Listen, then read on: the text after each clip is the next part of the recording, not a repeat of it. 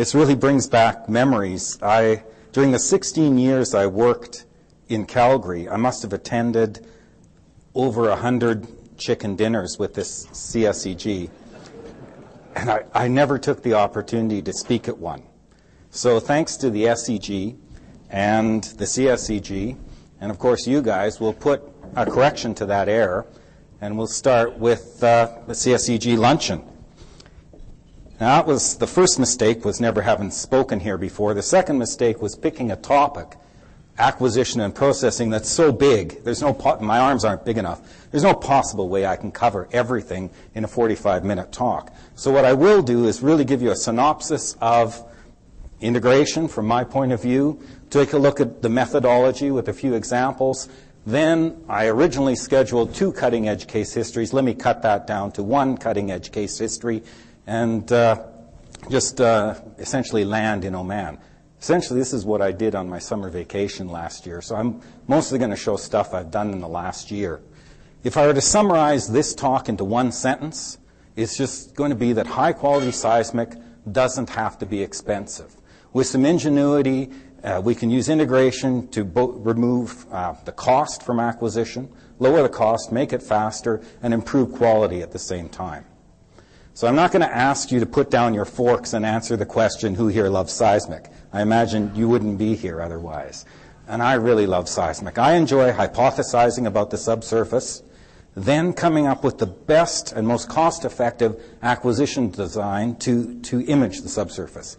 If I'm lucky enough, I can carry that through processing and again onto the workstation, so I can compare my original idea about the geology with what the new data tells me. In a nutshell, I've just described the scientific method, and that's what I mean by integration. So integrating acquisition and processing really is just following the scientific method. Now, it's rare to find anyone in the industry who's had a chance to go through all those functions. And it's even more rare to find people with deep expertise in all of them. So I'm not going to give you a silver bullet. I can't tell you how to integrate across your teams other than keep the communication going. But with a little bit of ingenuity, we can coordinate what we do in acquisition, what we do in processing to make this whole system work better. One example might be Western's Q, where they oversample the data, the noise, make sure it's finely sampled to allow dip filtering or velocity discrimination, FK filtering, and processing. So that's one example of integration, and what I'm going to show, naturally, since it's very cheap, will be the polar opposite of that. So let's have a look. What is the conventional approach to seismic acquisition? We want to adequately sample the reflection signal. That's mandatory. There's no way around that. We need to set the sources and receivers close enough on the surface that we don't alias the reflection signal. Maximize signal-to-noise and bandwidth. You've all been fighting noise most of your life, career short or long. And it's really hard to figure out from the plethora of different acquisition designs, narrow azimuth, wide azimuth, inline, cross spread, which one is the optimum method and what set of acquisition parameters will work the best, because we're always trying to minimize cost in this objective function. This is an example of some of the seismic data from Oman. Yeah, it's pretty noisy. You can see that the ground roll is really strong here, and it's aliased. I've shown an example of the same record with AGC, and a few of the noise train types that can show up on here, and some I've actually invented, like shear wave. And it's just to give an example that most of the noise that we deal with is source-generated and horizontally traveling. The ambient noise isn't that serious. And since it travels in low velocity, it shows up with a really steep dip and is mostly aliased at the source and receiver spacings we typically use on the surface. The signal, and some multiple, is mostly vertically traveling. So we like vertically traveling energy. We hate horizontally traveling energy. And it's fairly easy to sample the reflections. They come from deep in the earth, they're narrow bandwidth, even diffraction tails only get out to 45 degrees. So that's not the hard part. The real tough part is sampling the noise, which is wide band, slow velocity, steeply dipping. So don't bother sampling the noise is the answer. Now let me just show you what I mean by integration in this specific context. The acquisition design has to provide broad and uniform ray coverage. So my default is wide azimuth acquisition. I'm not going to talk about anything else. And if you think about it, if the lights suddenly went out in the room and I had to find the light switch somewhere here, it would be pretty tedious for me to take a laser pointer and slowly scan the wall in a straight line. It would be much quicker to take a broad beam flashlight, and I could find the light switch much more quickly. So I mandate proper sampling of subsurface targets. And nice thing about wide azimuth acquisition is it allows us to sort the data into lots of pre-stack single-fold sort domains. So surface spatial sampling is set by the geology irrespective of noise. And I'll show you how that works. Now, on the processing side, my workhorse for both imaging and noise attenuation is pre-stack migration. Most people recognize that pre-stack migration is good at collapsing diffractions and moving dipping layers to the position they should be in. But what's also interesting is it's an excellent velocity discriminator and noise attenuator. So it will attenuate shot-generated direct arrival noise or backscatter quite well. And but the caveat is the noise, and of course the signal, can't be aliased, and it has to be a coherent wave field. So that means our primary function of pre-stack processing is to precondition the data for imaging. That means getting rid of anomalous amplitudes and attenuating any of the frequencies or dips which would cause grief for pre-stack migration. And then there's the typical stuff of correcting for the overburden. That's statics and decon, and of course, some method of providing velocity analysis. But 45 minutes won't give me much time to go into either of those. Sam turned to me at the head table and said, how about that wide azimuth stuff? And he was indicating the Gulf of Mexico, big burst of wide azimuth marine acquisition. So I included this particular slide just to remind the Gulf of Mexico geophysicists that they didn't invent wide azimuth. We've been using it on land for several decades. Most of the early practitioners are probably in this room. I'm not going to name names. This is an example of a data set from Western Canada, reasonably well sampled, and so I decimated it to indicate narrow azimuth strike, narrow azimuth dip, and wide azimuth. And you can see those three example acquisition designs on the top. Then looking at both the cross sections and the depth slice below, well, it's no problem seeing why I'm such a fan of wide azimuth. So let's take a look at why the data quality for wide azimuth is that much better. And it has something to do with the shape of the diffraction patterns for narrow azimuth and wide azimuth.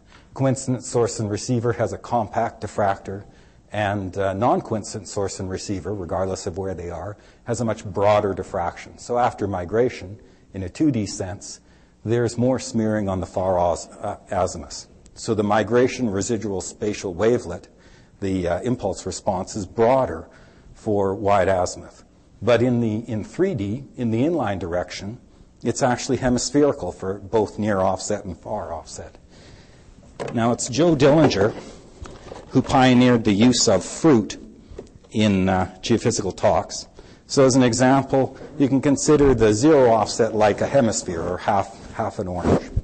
And the far offsets, which I just happen to have an example of here, is like a banana, or the bottom of a banana.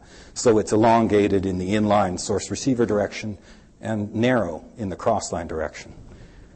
So I'll put on my octopus arms and show you an example of what happens when we shoot narrow azimuth. We line up all of the migration operators in one direction. So you can see that they stack up in the elongate direction. Whereas for wide azimuth, bear with me, what happens is that migration operators stack up at a variety of different angles. So they're center weighted. You still get kind of a star-shaped pattern you can see on the top right. But the advantage of this is that you don't get basically a difference in azimuth, smearing in one direction and short in the other. You get a center-weighted and fairly compact residual migration spatial operator. Can you see that on real data? Yeah, of course, it shows up quite well. Let's look at the depth slices from before. Inline or strike, narrow azimuth strike should be poor resolution in the strike direction and good resolution inline. And sure enough, the front and back of that anticline, people on both ends of the audience, are high resolution, whereas the plunge and the saddle are poorly resolved. If we look at narrow azimuth inline in the dip direction, the plunge and the saddle show up well, but we've got a smeared spatial wavelet and poor signal to noise on the front and back of the anticline. And the reason I'm such a proponent of wide azimuth is on the right. With this star-shaped pattern, you get the best resolution in all directions and the best signal to noise. Dredging through some of my old slides, I've come up with an explanation for that. Another one is that you can take a look at, here's narrow azimuth towed streamer, poor resolution of the target, 45-fold 2D OBC because of the PZ sum, good multiple suppression, but still not the best resolution. It's the wide azimuth lower fold orthogonal OBC that works the best. One of the reasons is if you try and increase the fold of 2D, you're just packing more ray paths into the same subsurface. Radius of coherence on the surface, more geophones collecting or hydrophones collecting the same noise wave trains. For 3D, you can put a lot more source and receiver lines in, up the fold, without putting too many more receptors in the same radius of coherence. There's also a bias to the far offsets with wide azimuth. You guys are the experts on this, so I don't have to tell you. More NMO stretch, true, but you get more traces out of the central cone of noise, so there's better signal to noise.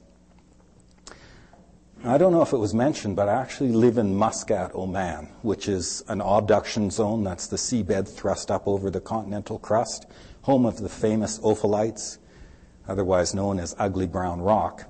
And I can see them from my backyard. So I took a picture of my backyard. You can see the Muscat Mountains, fence, trees, bushes. But there's a little bit of distortion as well. If I refocus the camera for you photographic buffs, you can see I actually took this picture through the front windshield of my truck after a rare rainfall. So we've got some dirt and some distortion from the water droplets. And my point here is that if we focus on the noise, we get a good image of the noise wave trains, and we sacrifice what we're really after, which is the background. So on Seismic, the analogy looks like this. If we put really closely spaced phones, so this is tight spatial sampling, we get a very good image of the noise wave trains. On the FK plot, you can see they're well characterized, and they don't alias till, well, not to the case where they pass the k equals 0. If 40 meters standard geophone array, it ruins the first break, or the ground roll, but you can see a bit of the reflection poking through. The issue is that this many traces only equates to this length of offset. So it's a very expensive process to use fine spatial sampling for 3D. There's got to be a more cost-effective method. The other problem with this type of tight spatial sampling is it really prompts processors to use FK filter, or rather velocity discriminators, to attenuate the noise. Let's take a look at why that's so popular in processing. Here's a synthetic data set, dispersive ground roll, a couple of reflections. Representation in the FK space, you can see the data. Yeah, frequency goes down this time. And there's the noise wrap around, but it doesn't hit the k equals 0 axis. So that means we can come up with a mask. This is the pass zone, here's the reject, to keep the data and attenuate the noise. Transform that mask to the TX space, and it gives the familiar spatial impulse response. And it's a wide impulse response. It covers the whole width of the input data set, because that's what we transform. If we apply, or by convolving this with every trace and sample, you can see how nicely it cleans up the noise and retains the data. So that's hence the popularity. A few chinks in the armor, you can see some residual anomalies. Applying it to real data, we see the problem associated with this. Yes, it's attenuated the noise, but it's left all these weird impulse response shapes showing up as crisscrosses in the data. What they actually are is the impulse response of the FK being convolved with any noise or discontinuities in the input and coming out to the output. You can really see those anomalies up at the top of the record. This has prompted some processors to say it's like peeling the skin of an onion. You remove the first layer, so that strong noise wave train. You start to see other noise underneath, so that then they cascade it with more FK filtering or velocity filtering. I like to get away from that analogy. I don't like the analogy of peeling the skin of the onion. And the reason is that the impulse responses are too big. and they'll cause problems when I run into pre-stack migration. They actually convolve with the pre-stack migration, and since they come in the same dip limits, they're accentuated by pre-stack migration rather than suppressed by it. So the other thing, where's Brian Link? 26 years ago at SciScom, when I sat through Brian Link's processing course, he mentioned that the CDP domain is the only domain that's supposedly free of geology. And if you apply FK filtering the source or receiver sort, there's a chance you can attenuate diffractions or dip. Apparently I remembered that lesson, but no one else in the industry has cared for it. So with things like Onkyong's and Askin's universal acquisition technique, FK filtering in shot and receiver domain is quite common and quite dangerous. What I'd rather have is a really compact, a noise attenuator with a really compact spatial filter. And that would be something like, well, D-spike is about the tightest. You analyze over a number of traces, but only kill a sample or range of samples. Another good one is FXY decon, particularly 3D FXY decon. And so we can come up with 3, 5, or 7 trace aerial impulse responses, which are very gentle on the data and hard on the noise, a bit like laundry detergent, and don't interfere with the pre-stack migration. So without looking at the top of my head, I'd like to introduce the barbershop or stylist type of analogy. And the way a barber works is nowadays they don't use hair clippers.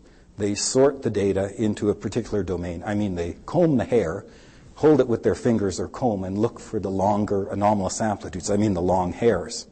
And then they clip them off. Sort the data a different direction, combing it and clipping off the long hairs.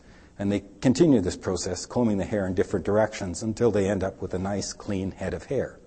And there's no chance of cutting too deep because it's always protected by the fingers. In other words, we're using very compact filters that won't cut too deep in the data, lots of signal preservation. Because the alternative is, if we use a stronger filter like FK, we could cut too deep into the data and leave an impulse response which is difficult to remove later on. So what are these various sort domains? Shooting data in the cross-spread. We have one shot into a set of receivers. And cross-line, that's usually too far distance. It'll alias even the signal, the reflection signal. So we want to avoid that. Heiss Vermeer is credited with popularizing the cross-spread. Thanks to him, there's lots of opportunity. Most commercial software can sort data to cross-spreads from orthogonal. It looks like a mini 3D volume. I'm sure you've all seen them in your processing, CDP ordered and also offset ordered. So it's useful for any type of pre-stack or post-stack 3D noise attenuation you may have used. Yes, you can apply FK to it, but it's also an excellent domain to apply FXY decon or despiking. A couple of other domains which you probably haven't seen because I just invented them this year are the 3D shot salvo domain and, by reciprocity, the 3D receiver salvo domain. Show an example on the next slide. And for marine processors, they've been using the common offset for years. For wide azimuth, it's a little trickier, but it can be done. You can make single-fold common offset domains. In Oman, we shot the data wide azimuth, but inline shooting. So we formed a fully sampled source grid. And so you can take that into the cross-spread domain and make a cross-spread data set just by choosing shots that run across for one receiver line. You can also do the 3D shot salvo domain, and the data set looks like that. It's a little bit rough. It's not well suited for FK, thankfully, but it's excellent for FXY decon. And the best of the bunch is the 3D receiver wave field. We can do this on OBC as well as land data when we shoot all the shots in a fully sampled source grid. So one receiver would have, say, a 5 kilometer by 7 kilometer grid of shots at 50 meters by 100 meters surrounding it. That's a true wave field domain by reciprocity, so it's an excellent domain to apply any type of noise attenuation. And again, it looks like that. It's the cleanest of the bunch. You could even apply wave field migration if you so wished. 3D common offset domain, again, it works the same for inline shooting as cross-line shooting.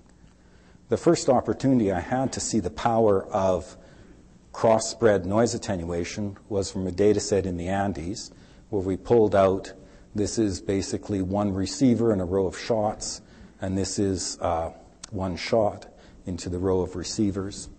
Take a look at it here. It's had 2D FX noise attenuation. 2D doesn't work that well. One of the reasons is that in 2D, the FX is using a straight line as the basic, not the interpolator, but the predictor. And when you cut through a conic, like the ground roll or any direct arrival noise, it looks pretty straight on the far offset limbs. So it passes through 2D FX. 3D is nice because those conical noise forms don't match the planar predictor. Especially if the noise is aliased, it can actually start to chip away at the alias portion of the noise wave field. So here's one where most of the backscatter has been suppressed with application of 3D FXY decon. Man, it's clear to see the data is a lot cleaner. But that's only part of the story. We have to run it through pre-stack migration. So this is the unfiltered data set in pre-stack migration. I'm going to get close to make sure The back limb, you can see there, it's fairly noisy on the back limb of this anticline and much cleaner after application.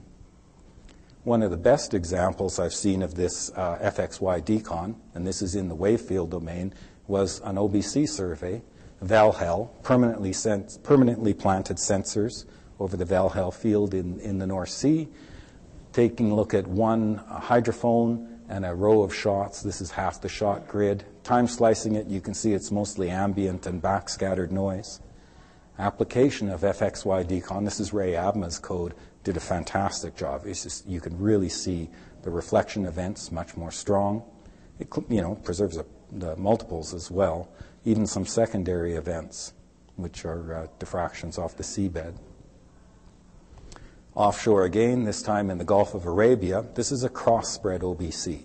And we can take a look at a comparison of this FXY barbershop technique compared to the workhorse of the industry, which is FK filtering. Here's the raw data, lots of Schulte wave, that's mud roll. Representation on the FK plot, you can see come up and wrap around, crossing the K equals 0 axis, pretty nasty stuff, very loud compared to the reflections as well.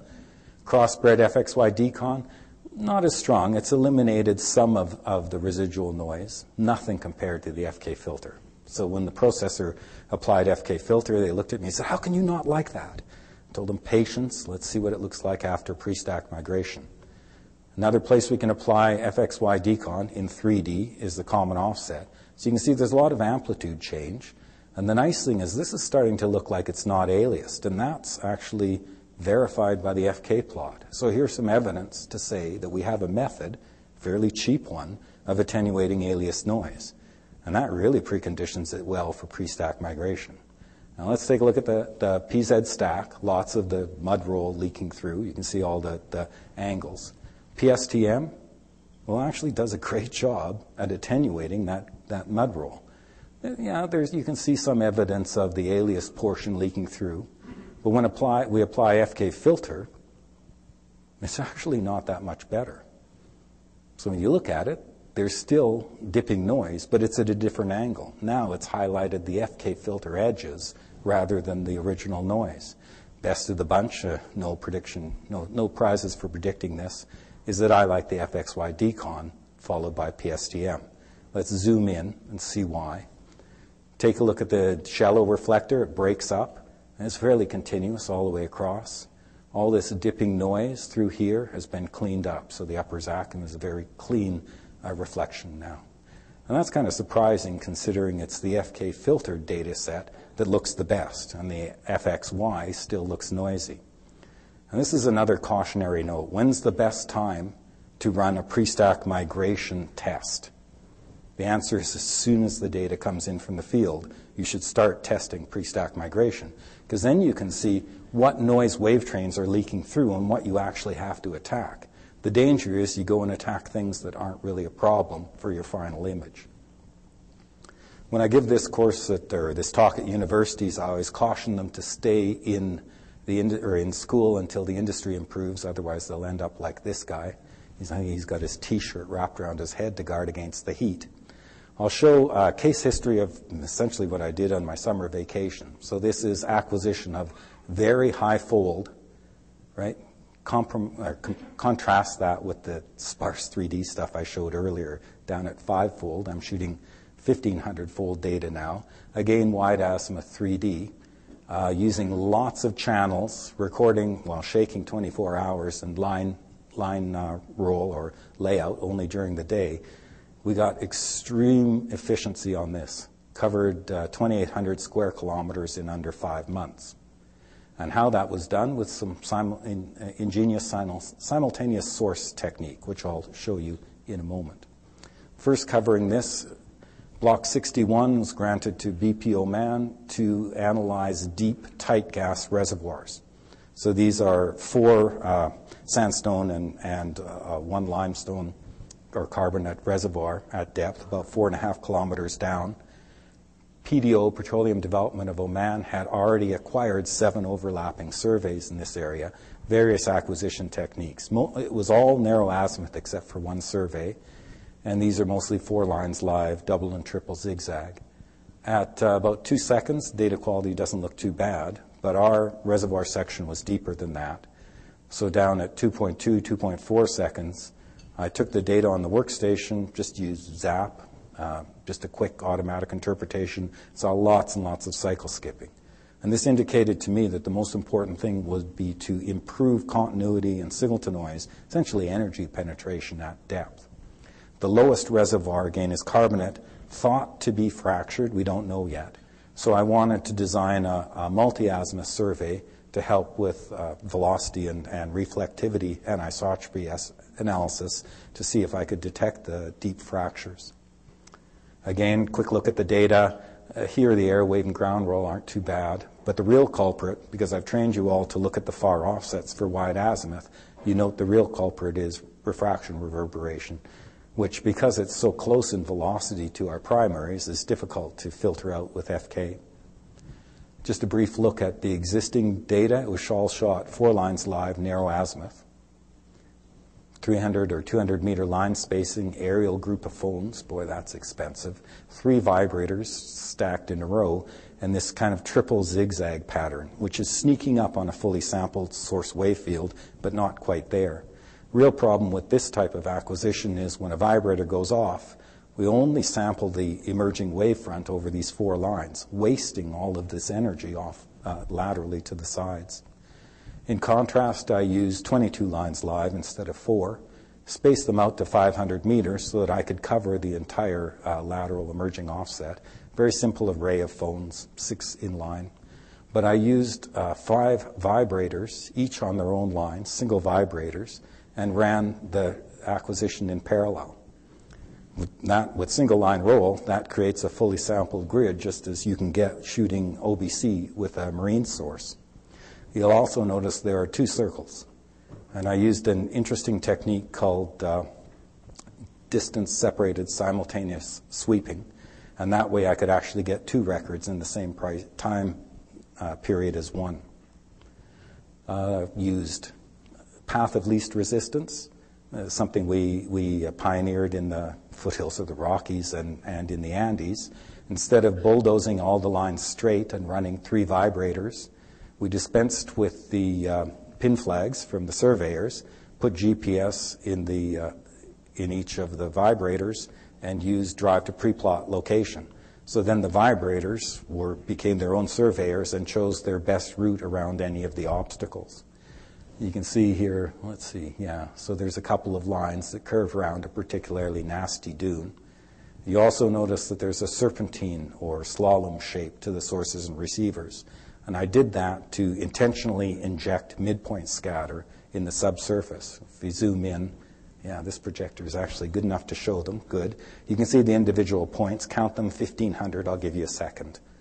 But the advantage of that is I can image to a smaller bin size if I want, 25 by 25 instead of 25 by 50. I can go down to 2 meters by 2 meters and still have single fold in this data set. I also mentioned that I'm using the data for an anisotropy study. This in the plan. This type of inline shooting has got great offset sampling in the inline direction, 50-meter offset sampling. So I know I can do good velocity analysis. But as we go to the crossline direction, I'm limited by the line spacing. So now I've got 500-meter offset sampling. I deftly aligned the orientation of the new acquisition to be 90 degrees to the old, so that I can take the existing data set, which has good offset sampling in only one direction, and use it as a calibration or augmentation to the existing data set for better, I hope, better anisotropy analysis. I go over the fold. Fold is the most boring subject. I once commented that you shouldn't talk about religion, politics, or fold in mixed company. Let's have a look at the data itself. And because we had the original data, existing data, 7 overlapping surveys in reprocessing, as the new data came in from the field, the best way to analyze the acquisition, see if there are any problems, would be to apply just a simple NMO stack, a brute stack. So that's what that looks like. And I could compare it with the exact same very simple processing flow for the existing data. And you can see down at the zone of interest, there's really no comparison. Much better energy penetration, continuity on the reflectors, and this is with essentially no processing. So 1500-fold does have its advantages. Don't get mad at me for going back on words I spoke 15 years ago. Here's an example of the data fully processed. So this is the narrow azimuth through all the bells and whistles. And halfway through processing without decon or statics, we can compare the same section and see that again, the new acquisition has much better energy penetration. Even after fully processing the narrow azimuth, it's simply not as good. So narrow azimuth is a bad way to shoot data for deep targets, or shallow for that matter. So now on to this interesting concept, distance-separated simultaneous sweeping. It goes fast, really fast. I'll show you in a second. Traditionally, vibrators must be nervous or embarrassed because they always travel in groups. In Algeria, this is half the fleet, 2 vibrators. UAE, you can see 4 of them in a cross-line array. Tunisia, this is a 2D line with 6. I think that's overkill, 6 vibrators in a group. You really only need 1. So in Oman, especially with high fold, it helps. We just had 1 vibrator on each source line about 100 meters apart. But 12 kilometers away, we had another 5 vibrators, each on the same source lines. And this is one example where I can explain the concept of simultaneous shooting in about 30 seconds. If we take a fleet of vibrators, which normally sweep simultaneously, split them far enough apart so that when we initiate them, the first break energy crosses over somewhere in the midpoint below the zone of interest, what we end up with is 2 records that are completely independent. So there's no need to separate them with phase encoding or weird processing or noise attenuation. Let's take a look at those records. So here are 2 records, vibrators 12 kilometers apart. This is on the close receiver line. And within this zone, there's absolutely nothing in this record to indicate that another one vibrated at the same time. Like, how simple is this? It's so simple we didn't even bother modeling it or testing it before we took it in the field. Sercel just implemented this in the instruments and the new 464s, and we ran it in production straight off the bat. So these records, we could shoot single source, double source. In some places, we had triple source going for 300% productivity increase. And we don't have to tell the processors anything. They just bring the data in, apply a far offset mute, first break muting, and you can't tell. Yeah, maybe some of the diffraction tails get into this noise, but if you think of sliding 2 pennies apart, it's a very small area of the fold that gets affected, and the conflicting dip is so high, it's immaterial. I spent a lot of time working on this animated PowerPoint, so I'm going to show it to you. Bear with me. What we really don't want in flip-flop shooting is one vibrator shakes, then the next one starts just before it's finished, next one, and by the time the last one finishes shaking, the first one's on station and can start again. So you get continuous energy going in the ground. But in this case, they were like, I guess, synchronous swimmers. They were coordinated so that we had continuous energy going in the ground at 2 different locations. And this went really fast. How fast is fast? Well, after the initial learning curve, Cruise 663 got up to shooting essentially 7,700 VPs a day. The peak day was a little over 12,200. I'm putting that number on my tombstone. I'm so proud of it. So 12,000 records a day is incredible. And what I said to the guys in the States, in the lower 48, most Vibra-size surveys don't even have 10,000 records on the whole survey. So we're able to shoot the equivalent of an entire survey in a day. That equates to 40 square kilometers of acquisition that day. Our average was 25 a day for 3/4 of the survey. Lightning quick. How did we process this data? Well, now I'm going to go over the barbershop or stylist analogy. So it took the data in, it's in shot order, so we could run D-spike in the inline receiver direction, get rid of some of the direct arrival noise. And then in the receiver sort domain, apply the first pass of FXY decon. It's a great domain to do it, so you can see some of the noise, not all of it attenuated. Another pass of spectral edit, getting rid of some more of the noise. Took it into the cross-spread domain and applied another pass of spectral edit, which is a D-spike, then FXY decon. Now it's starting to look like better data. This is primary, but the rest of this stuff is actually just the refraction reverberation. And I'm particularly proud of how good it looks because, as I mentioned before, I just want to push the wave field out of aliasing. Pre-stack migration is the operation that cleans it up and gets rid of it. Here's the 3D shot salvo domain, an application of FXY in that domain. You can see it clean up the data. It's starting to look like Saskatchewan data almost. Well, not quite. Still to go, common offset domain. Now, these noise attenuation processes always look good in isolation, so we have to compare. Here's the original raw data, and halfway through my processing flow, 2-pass FXY decon, and we can compare it against industry standard radon, tau P, and 3-dimensional FK filtering, both of which look like they've really attenuated that ground roll. Right? So the processor should be proud of that. The problem is, there's a bit of smearing, and you can see lots of FK impulse responses, which will cause havoc for the pre-stack migration. And it looks good in stack. So we take the raw stack, lots of dipping noise associated with the ground roll. FK, that's a clean stack. You can see some dipping noise, but it certainly has cleaned up the data a lot compared to raw. 2-pass FXY decon, well, it's left in lots of the unaliased noise wave field. So let's go to pre-stack migration, and that reverses the opinion. Now, FK looks worse than FXY. And the guys in the back of the room look at the other slide set. Let's zoom in. Again, you look at the shallow horizon, which fades out, and it's really strong. Down here, you can see all the cross-hatched noise, and there's lots of reflectors poking through. Again, surprising considering the FXY record looks noisier than the FK. The grayscale is good at highlighting dipping noise or fault planes, and color scales, even particularly ugly ones like this, are good at highlighting horizontal continuity. So let's look again at the barbershop combing exercise at the various stages. Original raw, really noisy. After first pass FXY, some of the noise cleaned up. 2 passes FXY, it's starting to look like real data. Let's compare that against the FK. It's worse, okay? Better, worse. Here I'm the optometrist. Better, worse. Better, worse. So this is quite noisy. FK, let me just come out and say it. FK filter is evil. Save your souls. Don't apply it to your data. Evidence again that I have actually attenuated the alias noise.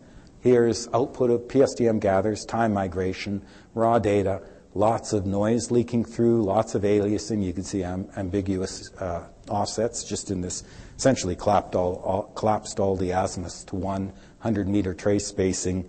There's the signal, and the noise wraps around rapidly and comes over the k=0 axis. First pass FXY, combing the hair one direction, pulls back some of the aliasing.